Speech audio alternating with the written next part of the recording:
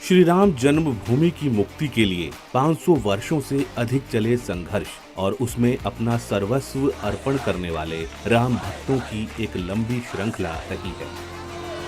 आइए जानते हैं 50 के दशक में श्री राम जन्मभूमि मुक्ति संघर्ष के प्रमुख चेहरों के बारे में, जिनका स्मरण किए बिना यह संघर्ष गाथा अधूरी है। श्री राम जन्मभूमि मुक्ति संघर्ष के प्रमुख चेहरे। पूज्य संत अभिराम दास, हनुमानगढ़ी, अयोध्या। दरभंगा, बिहार के रहने वाले रामानंद संप्रदाय के इन नागा वैरागी का संबंध निर्वाणी अखाड़े से था। वे कुश्ती लड़ते थे और हिंदू महासभा के सदस्य भी थे। उन्हें राम जन्मभूमि का उद्धारक बाबा कहा जाता है। 22-23 दिसंबर 1949 की रात विवादित स्थल पर जब रामलला प्रकट हुए, तब भगवान के बाल स्वरूप के पहले दर्शन करने वाले संतों में अभिराम दास और हनुमान प्रसाद पोद्दार भी शामिल थे। कृष्ण करुणाकर नायर, के नायर। केरल के अलप्पी निवासी कृष्ण करुणाकर नायर 1 जून 1949 को फैजाबाद के कलेक्टर बने। 23 दिसंबर 1949 को जब रामलला की मूर्तियां श्री राम जन्मभूमि स्थल पर प्रकट होने का ईश्वरीय चमत्कार हुआ, तो तत्कालीन प्रधानमंत्री जवाहरलाल नेहरू के कहने पर उत्तर प्रदेश सरकार ने रामलला की प्रतिमा को हटाने का आदेश दे दिया।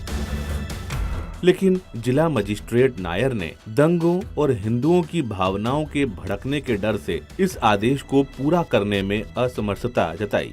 साथ ही परिसर में ताला बंद कर मुस्लिम पक्ष को वहां जाने से रोक दिया।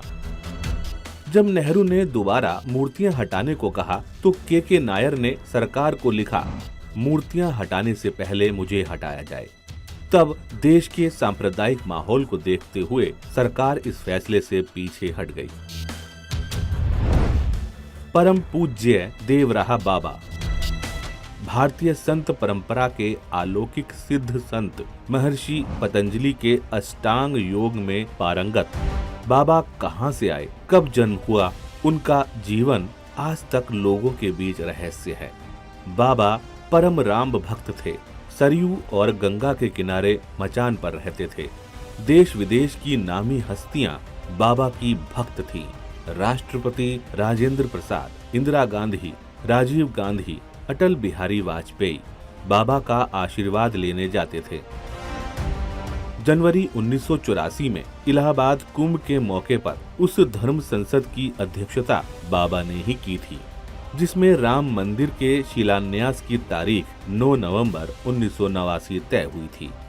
शिलान्यास के गतिरोध के बीच प्रधानमंत्री राजीव गांधी बाबा से मिलने गए।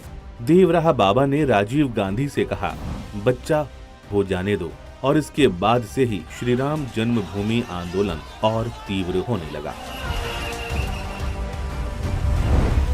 महंत रामचंद्र दास परमहंस। महंत रामचंद्र दास परमहंस अयोध्या आंदोलन के ऐसे संत हैं जो मूर्तियां प्रकट होने से लेकर ढांचा ढहाए जाने तक की घटनाओं के साक्षी रहे हैं। सन 1934 में वे इस आंदोलन से जुड़े और सन 1989 में राम जन्मभूमि न्यास के अध्यक्ष बने।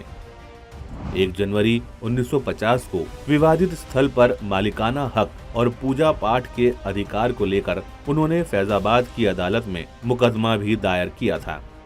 अप्रैल 1984 में नई दिल्ली में हुई पहली धर्म संसद में परमहंस रामचंद्र दास की अध्यक्षता में ही श्री राम जन्मभूमि मुक्ति यज्ञ समिति का गठन हुआ। सन 1985 में उन्होंने घोषणा की थी कि ताला नहीं खुला तो वे आत्मदाह करेंगे। सन 1990 कार सेवा में कार सेवकों के जिस जत्थे पर गोली चली, उसका नेतृत्व भी परमहंस ही कर रहे थे। महंत अवेद्यनाथ उत्तराखंड के पौड़ी जिले में जन्मे कृपाल सिंह बिष्ट 1940 में अवेद्यनाथ बन गए। 1942 में दिग्विजयनाथ के उत्तराधिकारी नियुक्त हुए तो 1969 में गोरक्षनाथ पीठ के शीर्ष गद्दी पर बैठे।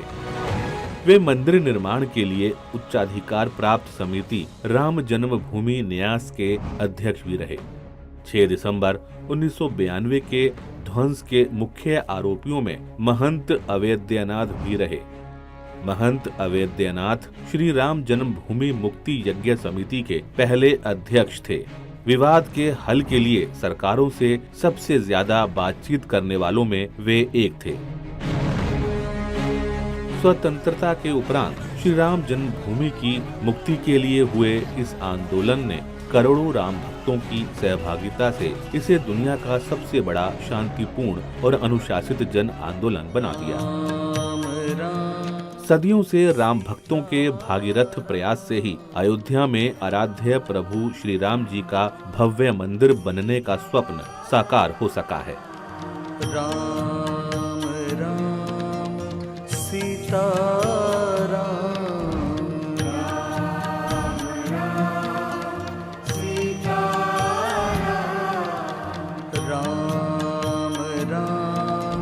सीता